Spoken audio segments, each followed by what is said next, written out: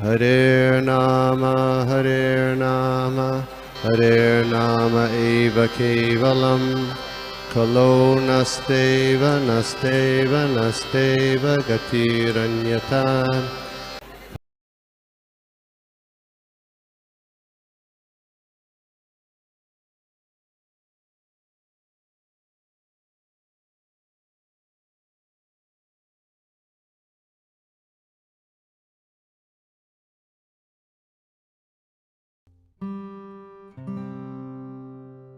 हरे कृष्णा। सभी को दंडवत प्रणाम। सॉरी। तो सभी का हार्दिक स्वागत है आज के इस प्रातःकालीन साधु संघ ऑनलाइन सत्र में। यहाँ पे आज हम लोग देखेंगे तीसरे स्कंद के 19वें अध्याय का श्लोक नंबर 14 और 15, दो श्लोक हम लोग देखने वाले हैं। तो आइए हम लोग गुरुजनों का श्री प्रभुपाद पूर्वजाचार्य सभी का आशीर्वाद लेते हुए हम लोग आज का श्लोक थोड़ा सा समझने का प्रयास करते हैं। ओम नमो भगवते वासुदेवाय। ओम नमो भगवते वासुदेवाय। ओम नमो भगवते वासुदेवाय। नारायणं नमस्कृत्य नरं चैव नरोत्तमं देवीं सरस्वतीं व्यासं ततो जयमुदीरये। नष्टप्रायेषु भद्रेषु नित्यं भागवत सेवया भगवती उत्तमश्लोके भक्तिर्भवति नैष्ठिकी। हरे कृष्णा। मैं श्लोक का शेयर करता हूँ। हम लोग पढ़ते हैं श्लोक। तदोजसा दैत्य महाभटार्पितम् चकासदन्तक उदीर्ण विभीति चक्रेण चिच्छेद निशाचनेमिना हरिर्यथा तार्क्ष्य पतत्रं उज्झितम्। तदोजसा दैत्य महाभटार्पितम् चकासदन्तक उदीर्ण विभीति चक्रेण चिच्छेद निशाचनेमिना हरिर्यथा तार्क्ष्य पतत्रं उज्झितम्। हम लोग इसका अनुवाद तात्पर्य पढ़ते हैं। अनुवाद तात्पर्य श्री प्रभुपाद द्वारा श्री प्रभुपाद की जय। Hurled by the mighty demon with all his strength, the flying tyrant shone brightly in the sky. The personality of Godhead, however, tore it to pieces with discus Sudarshana, which had sharp-edged trim, even as Indra cut off the wings of Garuda. मैं इसका हिंदी में भी एक बार अनुवाद पढ़ लेता हूँ।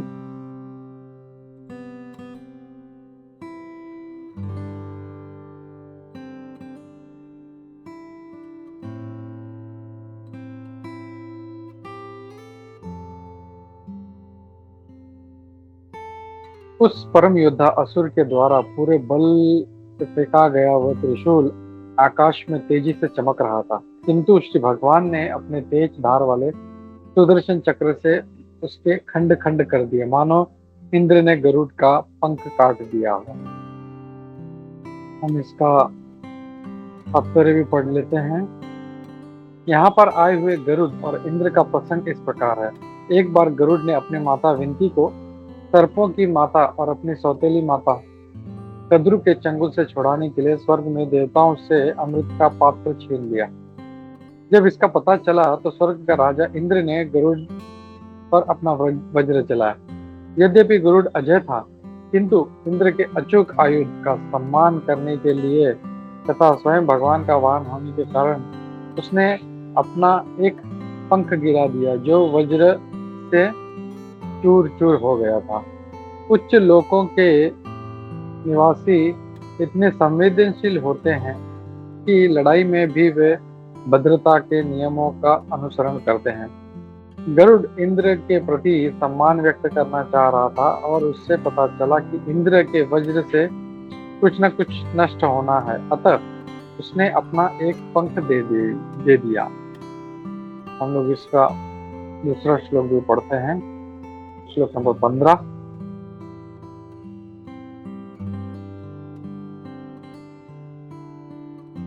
वृक्नेव स्वशूले बहुधारिणा हरेः प्रत्ये प्रत्येत्य विस्तरणमुरो विभूतिमत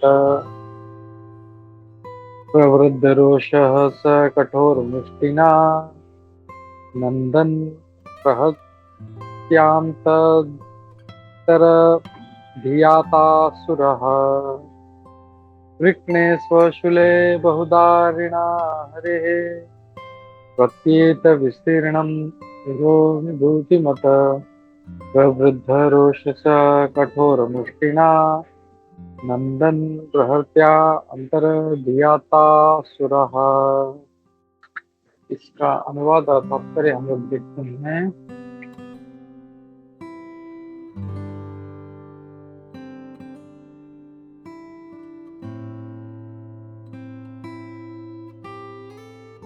जब भगवान के चक्र से उसका त्रिशूल खंड खंड हो गया तो असुर अत्यंत क्रोधित हुआ, अतः वो भगवान की ओर लपका और तेज गर्जना करते हुए उनके चौड़े वक्षस्थल पर, जिस पर श्रीवत्स का चिन्ह था, अपनी कठोर मुष्टिका से प्रहार किया। फिर वह अदृश्य हो गया। इसका भी तात्पर्य बहुत छोटा है, हम इसको पढ़ लेते हैं। श्रीवत्स श्वेत बालों की भौरी है जो भगवान के वक्षस्थल पर है और उनके श्री भगवान होने का विशिष्ट चिन्ह है। वैकुंठ लोक अथवा गोलोक वृंदावन के सभी निवासी श्री भगवान की ही समरूप होते हैं।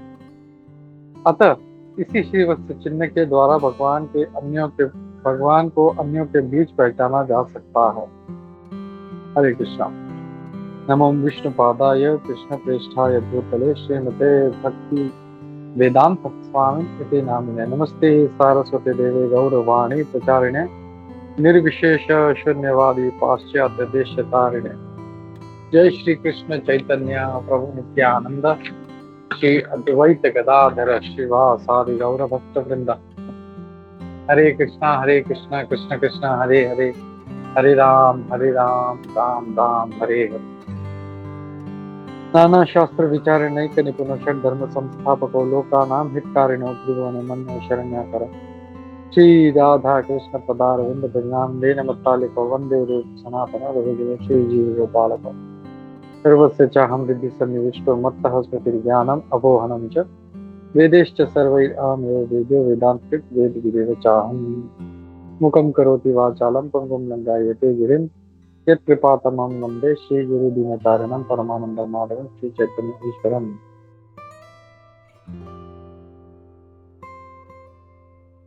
हरे कृष्णा। तो सभी का स्वागत है हमारे आज के इस प्रातःकालीन साधु संघ ऑनलाइन सत्र में, जो इस्कॉन के अंतर्गत है। और आज हम लोग देख रहे हैं तीसरा स्कंद 19वां अध्याय श्लोक नंबर 14 और 15।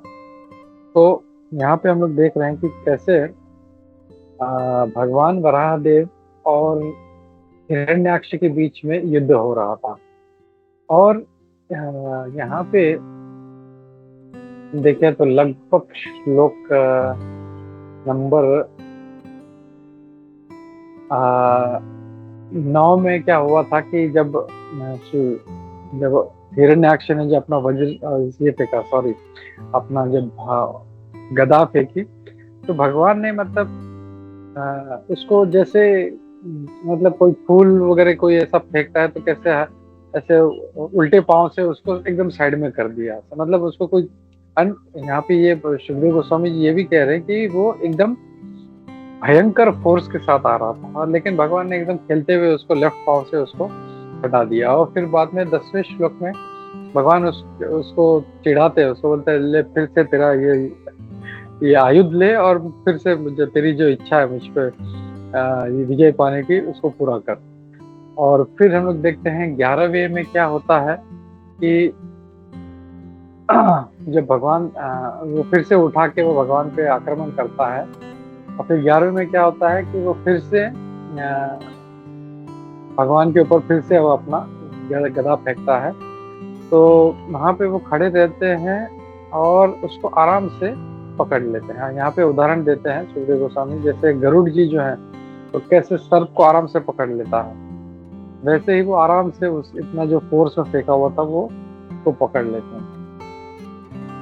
12वें में क्या होता है, इस प्रकार वो जो था इतना प्रताड़ित हो जाता है कि अरे मतलब ये तो मैं इतना कुछ कर रहा हूँ, इतने जोर लगा के मैं इतना विशाल हूँ, मतलब हमने देखा था कितना विशाल था कि वो सारा जो व्यू था पहाड़ बिहाड़ सबको मतलब ढक देता था, सूर्य दिखाई नहीं देता था।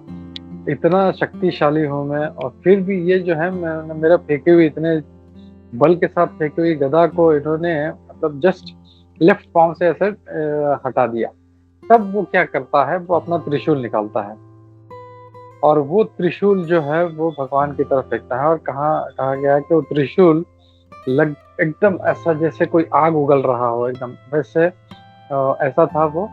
और आज के श्लोक में हम देखते हैं 14वें श्लोक में, तब पूरी बल के साथ उसने जब फेंका उसने, तो भगवान ने उसको अपने सुदर्शन चक्र से उसके टुकड़े टुकड़े कर दिए, छोटे छोटे टुकड़े कर दिए उधर से। मतलब ऐसा भी नहीं था कि उसको बीच में से काट दिया, नहीं, उसको एकदम छोटे छोटे। तो हम देख रहे हैं कि यहाँ पे हिरण्याक्ष का प्रत्येक जो प्रहार था या प्रत्येक अस्त्र था, भगवान उसको काटते जा रहे, मतलब खेल रहे थे। जैसे प्रभुपाद जी ने पहले भी कहा कि कैसे कैसे बच्चे जो है, गांव के बच्चे सांप के साथ खेलते हैं और फिर उसको मारते हैं, वैसे ही भगवान भी जो है हिरण्याक्ष के साथ खेल रहे थे। यही हम लोग देखते हैं।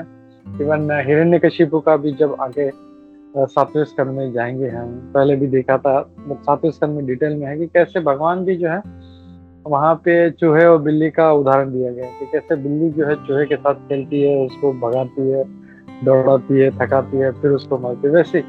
तो भगवान जो है इस चीज को एंजॉय कर रहे थे। और ये क्यों था, क्योंकि वो तो आराम से गोलोक में बैठे हुए थे, वैकुंठ लोक में बैठे हुए थे, और सडनली उनके मन में इच्छा हुआ कि मुझे थोड़ा सा जरा एक्सरसाइज करना चाहिए, थोड़ा सा मल्ल युद्ध करना चाहिए, किसी के साथ लड़ाई करनी चाहिए। और ये किसके साथ करें, तो उनके बराबर का टक्कर का तो कोई है नहीं वहाँ। तो वो जय विजय को ही जो है इसका ये काम सौंप देते हैं। और उनके द्वारा हमने देखा कि कैसे वो चतुर कुमार से अपराध हो जाता है। चतुर कुमार जो है वो उनको श्राप दे देते हैं, और उस श्राप के कारण वो फिर कहा जाता है कि 7 जन्म तुम्हें या तो भक्त का तुमको मिलेगा या 3 जन्म तुम्हें राक्षस का तुम्हें मिलेगा। तो वो इतना प्रेम था भगवान से, वो बोले कि हम भगवान से दूर नहीं रह सकते, 7 जन्म बहुत लंबा है। तो बोले दुश्मन तो दुश्मन। तो इसके पीछे भी जो है भगवान का इच्छा था कि भगवान चाहते थे कि मैं युद्ध करूं, और इसके लिए वो वाला ऑप्शन चुनते हैं जंग युद्ध। और फिर हमने देखा कि हिरण्याक्ष भी जो था कैसे जय विजय भी जो है वो प्रार्थना करते हैं कि भगवान आपकी इच्छा ये पूरी करने के लिए हमें ऐसा बल दो, हमें ऐसा वो क्या बोलते हैं वो मूड दो, एनिमिटी का मूड दो, ताकि हम आपकी इच्छा पूर्ण कर सकें। और देखते हैं कि कितना शक्तिशाली और कितने बलशाली ये जो दोनों हैं, जय विजय जो है, ये इनका पहला जन्म है इनका, जो हिरण्याक्ष और हिरण्यकशिपु के रूप में आते हैं ये लोग। और यहाँ पे इनका जो युद्ध हो रहा है अब, तो ये युद्ध भी इतना घमासान युद्ध हो रहा है कि सारे देवी देवता आकाश में सब जमा हो गए हैं वहाँ पे, और सब एकदम ऐसा कैसे एकदम आतुरता से देखते हैं, जैसे कोई एकदम सस्पेंस या थ्रिलर मूवी है तो सब कैसे एकदम टीवी के सामने बैठ जाते हैं, वैसे सब एकदम आतुर होके ऐसे बैठे हुए कि अभी अब क्या होगा, अब क्या होगा। और वहाँ पे जो है दोनों अपना जो है उनका युद्ध चल रहा है। तो जब हिरण्याक्ष ने जब त्रिशूल फेंका तो दैट वाज वेरी वेरी है ना पावरफुल, और उसमें से आग बरस रही थी। इज इट पॉसिबल कि कोई सोच सकता है कि त्रिशूल में से आग कैसे निकल सकती है? लेकिन he was a demoniac person, और उसका जो अस्त्र था वो कोई साधारण अस्त्र नहीं था। It was something very mysterious and very powerful. वो जब फेंका तो भगवान, अब लोग सोचने लगे देवी देवता अब क्या होगा। तो भगवान ने तुरंत जो था अपना सुदर्शन चक्र निकाला, और तुरंत जो था वो उसके छिन्न भिन्न कर दिया, उसके मतलब बारीक बारीक टुकड़े कर दिए। और इस श्लोक में यहाँ पे सुखदेव गोस्वामी महाराज एक उदाहरण देते हैं कि वो जो सुदर्शन चक्र था, तो बोलते हैं कि इतना शार्प है, इतना शार्प है, मतलब उसकी धार जो है हम लोग कंपेयर नहीं कर सकते किसी से, वेरी शार्प। और जैसे इंद्र के वज्र फेंकने पर गरुड़ जी कैसा अपना एक पंख जो है अपना झाड़ देते हैं वो लोग। तो इसमें भी जो है एक सीख लेने वाली बात ये है कि अब इंद्र को जो वज्र मिला है, तो हम लोग जानते हैं इंद्र का जो वज्र है वो कैसे आया, कोई एनीबडी नोस ये वज्र कहाँ से मिला, उनको कैसे मिला?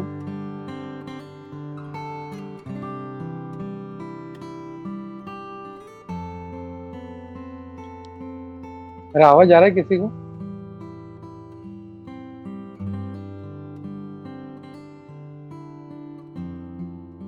हरे कृष्ण।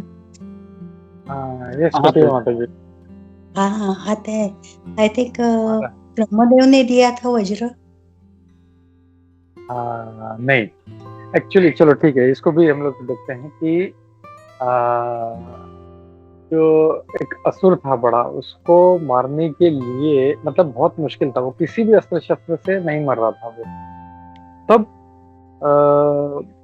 उनसे कहा गया, इंद्र से कहा गया कि तुम दधीची ऋषि के पास जाओ, जो महाराज दधीची थे उनके पास जाओ। वो ऋषि थे और तपस्या कर रहे थे, बोले उनके पास जाओ और उनकी जो रीढ़ की हड्डी है वो तुम लेके आओ, और वो जो है वो वज्र बनेगा, वो इतना पावरफुल है कि वो दुनिया के किसी भी असुर को मार सकता है। तो यहाँ पे भी अब सीखने जैसी बात है कि जो दधीची ऋषि थे उनको युद्ध करना है तो मैं अपना मतलब अपना रीढ़ की हड्डी देना है, मतलब मुझे अपना प्राण त्यागना पड़ेगा। रीढ़ की हड्डी इस मेन पूरा जो बोलते हैं ना जिसपे आदमी खड़ा रहता है, वो रीढ़ का हड्डी कितने लोगों को प्रॉब्लम होता है, डिस्क का प्रॉब्लम होता है, बैक का प्रॉब्लम होता है, वो लोग बैठ नहीं पाते, खड़े नहीं रह पाते, वो बोल रहे हैं पूरा निकाल के तुम उसको दे दो। तो यू कैन जस्ट इमेजिन कि कितना बड़ा बलिदान मांग रहे हैं वो इंद्र। वो बोलते हैं कि महाराज आपका रीढ़ का हड्डी दे दो। और इसके लिए हम लोग देखते भी, आपने वज्र का फोटो भी देखा होगा कि वो वैसे ही आकार में वो दिखता है, वो उस तरह से। तो दधीची महाराज भी जो थे वो भगवान के भक्त थे और उनको पता है, भगवत गीता अच्छी तरह से जानते थे कि जो आत्मा है दैट इज एटर्नल, तो मैं ये शरीर त्याग के इसको हड्डी दे दूंगा तो मैं मरने वाला नहीं हूँ। तो इमीडिएटली ही वाज रेडी और उन्होंने अपना जो था प्राण त्याग दिए, और फिर उसका जो हड्डी था रीढ़ का हड्डी, उससे ये वज्र बना एंड वो इंद्र का वज्रास्त्र बना। अब ये जो वज्रास्त्र है इट इज सो पावरफुल, उसको ये वरदान है, तो जिस पे फेंकेगा वो पक्का जो है उसका नाश होगा। लेकिन हम लोग जितने असुरों पे ये फेंका जाता है वो तुरंत जो है उसका नाश हो जाता है उसका। तो it is very very powerful. अब ये जो वरदान है, भगवान हो या भगवान के भक्त हो, वो उसको जो है उसका मान करते हैं। इसके लिए हम लोग देखते हैं जब हिरण्यकशिपु को जब मारना था, भगवान चाहते तो उनको आने की भी जरूरत नहीं थी उनको, वो चाहते तो अपने वैकुंठ में बैठे बैठे इच्छा कर दे भाई ये मर जाए, इसको हार्ट अटैक आ जाए, तुरंत हो जाता। लेकिन नहीं, ब्रह्मा जी ने वरदान दिया है, ना मैं दिन में मरूं ना मैं रात में मरूं, ना मैं अस्त्र से मरूं ना मैं शस्त्र से मरूं, ना पशु से मरूं ना किसी मानव किसी देवता से मरूं, ना दिन में ना रात में, ना अंदर ना बाहर। इतना उसने पूरा दिमाग लड़ा के जो वर मांगा, भगवान ने सबका मान रखा। और ऐसा नहीं था कि भगवान उसको तोड़ नहीं सकते थे, तोड़ सकते थे। और इवन ये हम लोग okay will not gate diverted. Okay, तो भगवान ने उसका मान रखा और उसको जो जो उसके वर थे बराबर उसके बीच का जो था, जैसे बोले घर में ना बाहर में तो उसको दहलीज पे मारा, ना दिन में ना रात में तो संध्या के समय मारा उनको, ना पशु ना देवता। तो भगवान कैसा रूप लेके आए, ऊपर पशु थे और नीचे मानव शरीर था, वो देवता का शरीर था, भगवान उस रूप में आए। तो उन्होंने हर चीज का, मेरे भक्त ने ये वचन दिया है तो मुझे उसको पूरा करना है। वैसे ही गरुड़ जी ने भी देखा कि अब वज्र फेंका है तो मुझे इसका मान रखना पड़ेगा, इसके लिए एक अपना जो पंख है ऐसे वो झाड़ देते हैं, बोले ठीक है चलो इसका मान रखते हैं। और दैट वाज द इंस्टेंस, ये वो इंस्टेंस है जो सुखदेव गोस्वामी महाराज इस श्लोक में इसमें कोट कर रहे हैं। और फिर बाद में प्रभुपाद जी तात्पर्य में उसको लिखते भी हैं कि ये प्रसंग क्यों का जो यहाँ पे बताया गया है वो क्या चीज है। और तब वो बताते हैं कि एक बार गरुड़ जी को जो था अपने माता विनीता को छुड़ाने के लिए, एक बार होता है, आप लोगों ने पहले भी ये कथा सुना है कई बार, लेकिन जस्ट शॉर्ट में मैं ब्रीफ में इसको बता देता हूँ कि कद्रु और विनीता दोनों जो कश्यप मुनि की पत्नी है, कद्रु जो है उनसे सारे सर्प आए थे और विनीता जो है उनसे गरुड़ जी आए थे।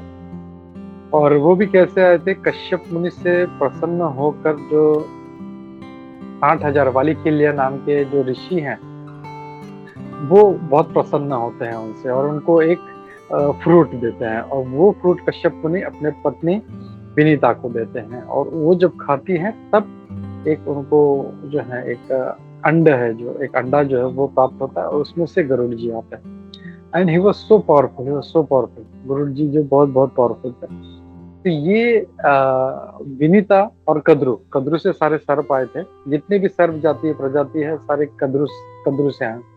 तो इन दोनों में चैलेंज हो जाता है और वो बोलते हैं ये सही है ये गलत है। वो जो घोड़े का जो स्टोरी है वो बोलते हैं वाइट है, तो कद्रु भी इसमें चीटिंग करती है, अपने जो बच्चे होते हैं नाग उनको बोलती है उनसे लिपट जाओ, तो वो जेब्रा की तरह जो है आई थिंक उससे पूंछ से लिपटते हैं, तो पूंछ जो है वो काली हो जाती है।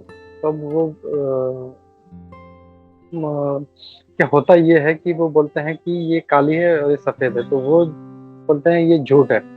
और फिर बाद में उसके कारण कद्रु जो है विनीता को अपने कैद में कर लेती है। और फिर जब गरुड़ जी को पता चलता है, गरुड़ जी आते हैं, तो गरुड़ जी को बोलते हैं इसको अगर छुड़ाना है तो तुम्हें मुझे अमृत लाके देना पड़ेगा। वो बोलते हैं ठीक है, तो अपनी माता के लिए तो कुछ भी करने के लिए तैयार है। तो गरुड़ जी जो है तुरंत जाते हैं इंद्र के पास, उनके पास जो अमृत रखा था वो मतलब ऐसा कुछ हम लोग समझ सकते हैं अमृत कितना महत्वपूर्ण चीज है एंड कितना प्रोटेक्शन में होगा। तो सबको परास्त करके आराम से, मतलब जैसे छोटे बच्चे को हरा देते हैं वैसे हरा के वो जो है अपना ले जाना शुरू करते हैं। और तब इंद्र को पता चलता है ये तो गरुड़ तो लेके जा रहा है। तब वो आते हैं और तब ये जो है वो अपना वज्र उसके ऊपर फेंकते हैं और तब जो है गरुड़ जी अपना एक पंख जो है वो झाड़ देते हैं। So that is that story जो यहाँ पे अभी कोट की गई है। तो ही इज रिस्पेक्टिंग, वो जो है गरुड़ जी उस वज्र का मान रखते हैं, उसको जो वरदान मिला है वो झूठा नहीं जाए। गरुड़ जी चाहते तो ऐसा नहीं हो सकता था, तो लेकिन जस्ट मान रखते हैं। तो वैसे ही हम लोगों को भी जो है बहुत ध्यान रखना चाहिए कि कैसे हम लोग इसमें सीख सकते हैं कि कैसे जो जिसका जो भी पोजीशन है, जो भी उसको उसका सेवा है, उसका जो जॉब है वो कर रहा है, वो उसमें उसको मान देना चाहिए। कोई हम लोग उसको बोले कि नहीं ऐसा करो, बोले नहीं नहीं नहीं नहीं ऐसा नहीं करेंगे, ऐसा नहीं, जो उसका जो कार्य है वो उसको करने देना चाहिए उसको, उसमें हम लोग को उसमें खलल नहीं डालनी चाहिए। तो इतने बड़े बड़े जो है मतलब भगवान भी हैं, भगवान के भक्त गरुड़ जी भी, वो भी जो है उसको रिस्पेक्ट करते हैं कि ये इसका वरदान है, इसका ये पोजीशन है, तो ये इसको मुझे इसको रिस्पेक्ट देना ही पड़ेगा। ऐसा नहीं है कि भगवान अरे चलो छोड़ो इसको मार देता हूँ हिरण्यकशिपु को, नहीं, गरुड़ जी भी नहीं, वो बोलते हैं ठीक है अजरास्त्र फेंका तो कुछ ना कुछ नाश होना चाहिए, और तब वो है अपना एक पंख दे देते हैं। तो ये वो लीला है। और फिर बाद में इसमें just want to add further to that कि ये जब गरुड़ जी, तब तक गरुड़ जी जो थे वो भगवान विष्णु के वाहन नहीं बने थे वो। तो भगवान विष्णु देखते हैं ये चीज कि अरे ये तो लेके गया है, और लेके ईमानदारी से, उसका जो ऑनेस्टी था गरुड़ जी का, वो चाहते तो खुद पी सकते थे उसमें से थोड़ा, फिर लेके उनको दे सकते थे, नहीं ऐसा नहीं किया, जो पूरा ऑनेस्टी को लेके आए। और जब इनमें भी जब ये होता है कि जब वो इंद्र के पास जाते हैं, वो अपना वज्रास्त्र फेंकते हैं, तो उस समय क्या होता है कि वो समझ जाते हैं कि गरुड़ बहुत पावरफुल है, वज्रास्त्र से भी कुछ भी नहीं हुआ, ऐसे एक खाली एक पंख इसने जो है इसका नाश हुआ है, तो ही इज वेरी पावरफुल। तो वो बोलते हैं कि इससे लड़ाई करके कुछ नहीं होगा। तो वो बोलते हैं कि हम लोग दोस्ती करते हैं, इंद्र इज वेरी स्मार्ट। तो जाके बोलते हैं गरुड़ जी हम लोग दोस्त बनते हैं। और फिर बाद में बोलते हैं ठीक है। तो बोलते हैं ये तो हम सांप को नहीं दे सकते, अगर सांप को दे दिया तो सारे अमर हो जाएंगे और बहुत प्रॉब्लम हो जाएगी दुनिया में। तो बोलते हैं अब करें क्या, मुझे तो माँ को बचाना है। और बोलते हैं एक काम करते हैं, बोलते दोनों मिलकर प्लान बनाते हैं। बोलते ऐसा करेंगे, मैं जाके उनको दे दूंगा, अपनी माँ को छुड़ा लूंगा, और फिर बाद में मैं उनको किसी तरह से आइडिया से उनको कहीं भेज दूंगा और फिर आप ये लेके चले जाओ। बोलते ठीक है। वो जैसे ही लेके आते हैं सारे सर्प खुश हो जाते हैं, अभी हम लोग अमृत पिएंगे, उनको दे दे। वो क्या करते हैं, कुशाग्रास रखा होता है उसके ऊपर रख देते हैं। बोलते हैं गरुड़ जी, बोलते आपको लगता नहीं है इतना इम्पोर्टेंट काम है, आप लोग अमृत पीने वाले हो, आप लोग को थोड़ा सा नहा धो के फ्रेश होके आना चाहिए। बोलते हैं हाँ बात तो सही है, चलो। और सारे जो है वो चले जाते हैं। तब इंद्र तुरंत आते हैं, प्लान के हिसाब से अपना अमृत उठाते हैं और निकल जाते हैं। तो होता ये है कि उनकी माँ को भी बचा लेते हैं, गरुड़ जी इज वेरी स्मार्ट। तो अपनी माँ को भी बचा लेते हैं, अमृत को भी बचा लेते हैं। सो डिवोटी इज ऑलवेज, जैसे बोलते हैं ना, ये कृष्ण भजे सही बड़े चतुर। भगवान का जो भक्त होता है इज वेरी स्मार्ट। तो उसको पता है कि कैसे काम करना चाहिए even in such difficult situation. तो तो मैं जो बोल रहा था कि भगवान विष्णु पूरा देखते हैं कि बहुत ऑनेस्ट है ये इसमें। तब वो बोलते हैं कि गरुड़ तुम मेरा वाहन बनोगे। वो बोलते हैं ठीक है, लेकिन मेरा 2 कंडीशन है। बोलते हैं क्या कंडीशन है। बोलते हैं कि एक कंडीशन नंबर 1 है कि मेरा जो पोजीशन है हमेशा जो है ऊपर रहेगा, एकदम इवन आपसे ऊपर रहेगा। और इसके लिए हम लोग देखते हैं जितने भी भगवान विष्णु के मंदिर हैं वहां पे गरुड़ स्तंभ होता है। एंड उसका ऊंचाई जो है कितना ऊपर होता है, भगवान का जो डेटी नीचे होता है, लेकिन गरुड़ जो है, गरुड़ कितना ऊपर होता है, गरुड़ स्तंभ जो हम लोग देखा होगा। तो वहां से ये जो चीज ये आता है कि गरुड़ स्तंभ जो है एकदम ऊंचा होता है।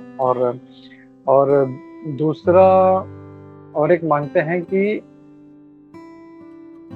हाँ मुझे अमृत पीने की जरूरत नहीं पड़े, मैं वैसे ही अमर रहूं। और बोलते ठीक है, और दोनों वरदान देते हैं। और तो वो दोनों वरदान उनको मिल जाता है। और फिर जो है तब से गरुड़ जी अपने भगवान विष्णु के वाहन बनते हैं। और वहां पे होता ये है कि वो जब आते हैं सारे सर्प वापस आते हैं तो बोलते हैं अरे ये कहाँ गया करके। तो बोलते हम लोग को तो मतलब हम लोग तो फंस गए, हम लोग तो उल्लू बन गए। तो उनको एक आशा होती है, बोलते ठीक है शायद एक आध बूंद कुछ तो अमृत का वो कुशा पे गिर गया होगा। तो बोलते हैं कि हम लोग इसको थोड़ा चाट लेते हैं। तो जैसे वो चाटते हैं तो कुशाग्रस्त शार्प होती है वो, तो उनकी जो जीभ थी वो कट गई। इसके लिए हम लोग देखते हैं सांप की जो जीभा होती है वो ऐसी होती है, इट्स नॉट सिंगल। तो ये सारा उसमें आता है। और ये सारा जो था मतलब यहाँ पे सुखदेव गोस्वामी महाराज उस लीला का स्मरण करते हुए वो यहाँ पे वो ऐड कर रहे हैं कि कैसे गरुड़ जी जो है मान रखे उन्होंने वज्र का एक अपना पंख झाड़ दिया था, वैसे ही है। तो प्रभुपाद जी भी इसको डिटेल में बताते, शायद ये नहीं होता तो शायद तात्पर्य में हम लोग नहीं समझ पाते, लेकिन प्रभुपाद जी की कृपा से हम लोगों को सारा इसमें ये इंसिडेंट इसमें पता चल जाता है। और प्रभुपाद जी कहते हैं यहाँ पे बहुत इंपॉर्टेंट पॉइंट है, the inhabitants of the higher planet are so sensible that even in the process of fighting they observe preliminary rules and regulations of gentleness। तो इतना जो है कि रूल्स एंड रेगुलेशंस को इतना वो पालन करते हैं, भले युद्ध हो रहा है। आजकल कैसे हो गया है, मन मुटाव भी हो गया तो एक दूसरे को गाली देना शुरू करते हैं। यहाँ पे तो दूसरे से लड़ रहे हैं लेकिन फिर भी जो कोड ऑफ कंडक्ट है वो पूरा फॉलो हो रहा है। ये नहीं करना तो अच्छा ठीक है ये नहीं करना। यहाँ पे तो जैसे ही उसने देखा नहीं, हरे कृष्णा नहीं बोला, बस उसका बुराई करना शुरू कर देते हैं। बस ये आदमी ऐसा है, ये माता जी ऐसी है, बस। सो वैसे नहीं होना चाहिए, this is being very selfish. और ये असुरी गुण है। तो देवताओं के कैसे गुण है वो हमको समझना चाहिए and just try to imbibe that qualities. कैसे ये जो है ये बहुत एक अच्छा लाइन है जो प्रभुपाद जी के इस तात्पर्य में आता है। We can try to take that from this shloka. और जो अगला श्लोक है श्लोक नंबर 15, उसमें क्या होता है कि जब ये त्रिशूल जब उसने फेंका था, वो जब पूरे छिन्न भिन्न हो गया, पूरे टुकड़े टुकड़े हो गए, तो वो जब उसने देखा तो बहुत गुस्सा हो गया, अरे ये क्या है। तो पहले तो जो गदा फेंकी थी, भगवान ने लेफ्ट पांव से टक करके ऐसे उड़ा दिया उसको, इतना ताकत से फेंका। बोला अब मैं ये त्रिशूल फेंक दिया तो ये भी, इसके भी टुकड़े टुकड़े कर दिए। तो क्या हुआ कि वो पूरे जोर से जो है भगवान पे चिल्लाते हुए, बोला गदा भी नहीं है, त्रिशूल भी नहीं है, तो पूरा शोर करते हुए, चिल्लाते हुए, गर्जना करते हुए भगवान के ऊपर उसने प्रहार किया। उसने कैसे, मुष्टि ना, भगवान के छाती पे उन्होंने पूरा जोर से उन्होंने प्रहार किया। और वहां पे यहाँ पे सुखदेव गोस्वामी महाराज कह रहे हैं कि उनके छाती पे जो है, भगवान की छाती पे श्रीवत्स अंक जहाँ पे था, मतलब ऐसी छाती पे उन्होंने प्रहार किया और वो गायब हो गया। तो अब ये यहाँ पे तात्पर्य में प्रभुपाद जी बताते हैं कि ये जो श्रीवत्स है, ये क्या चीज है। ये प्रभुपाद जी कहते हैं कि ये एक रोमावली है। जो बाल होते हैं उनका एक, मतलब ऐसे लाइन है, ऐसा एक लाइन है जहाँ पे बाल है, तो वो जो रोमावली है उसी से हम जान सकते हैं जो श्रीवत्स है उसको। और श्रीवत्स की भी क्यों कहा गया है, क्योंकि वहां पे लक्ष्मी जी रहती है। उसके पीछे भी एक लीला है। होता है कि एक बार लक्ष्मी जी को रासलीला में भाग लेने का इच्छा होती है, वो बहुत तपस्या करती है। तब भगवान उससे पूछते हैं भाई क्या है, क्यों बता। तो बोलते हैं कि मुझे भी इस लीला में भाग लेना है, रासलीला। बोलता है वो पॉसिबल नहीं है। तो बोलते हैं कि तेरे लिए पॉसिबल नहीं होगा। और फिर बाद में बोलते तो ठीक है, तो एक वरदान दो मुझे कि मैं हमेशा आपके वत्स पे, सॉरी आपके चेस्ट पे आपके हमेशा रहूं, इस वत्स के रूप में। और भगवान उसको वो वरदान देते। तब से भगवान की छाती पे वो रोमावली है, इस लाइन ऑफ हेयर जो सिर्फ भगवान विष्णु के चेस्ट पे है। हम लोग जानते हैं, प्रभुपाद जी भी इसमें मेंशन करते हैं कि वैकुंठ में जब जाएंगे, हम लोग देखते हैं बृहद भागवतामृतम में भी, जब गोप कुमार जब जाता है तो वो जैसे ही पहुंचता है वैकुंठ में, देखते हैं कि जो चतुर्भुज रूप वाले जो है लोग जो है वहां पे हैं और वो जा रहे हैं, और तुरंत उनके चरणों में गिर जाता है, भगवान है आपका दर्शन होगा गोपाल। वो गोपाल के नाम से उनको जानता था, तो एक गोपाल एकदम गिर जाता है, बोलते मेरे भगवान मुझे। बोलते नहीं नहीं नहीं नहीं, हम नहीं है भगवान वहां पे। फिर थोड़ा सा आगे जाता है तो फिर वहां पे चतुर्भुज वाले मिलते हैं, फिर उनके चरणों में गिर जाता है और फिर बोलता है अरे गोपाल। तो वो भी बोलते हैं नहीं नहीं नहीं, हम नहीं, वो और आगे जा। तो शास्त्रों में भी वर्णन है कि सारे जो वैकुंठवासी हैं उनको भगवान अपना ही रूप देते हैं। जिसको जो मुक्ति कहा गया है, वो कौन सा मुक्ति है, एनीबॉडी नोस कौन से वाली मुक्ति है ये? 5 प्रकार की जो मुक्तियां हैं उसमें से ये कौन सी वाली है?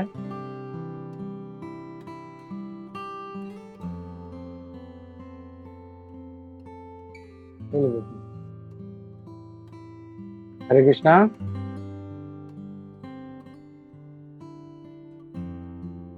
पांच प्रकार की मुक्तियां हैं, ये तो पता होगा। फर्स्ट वाली कौन सी है, बेसिक?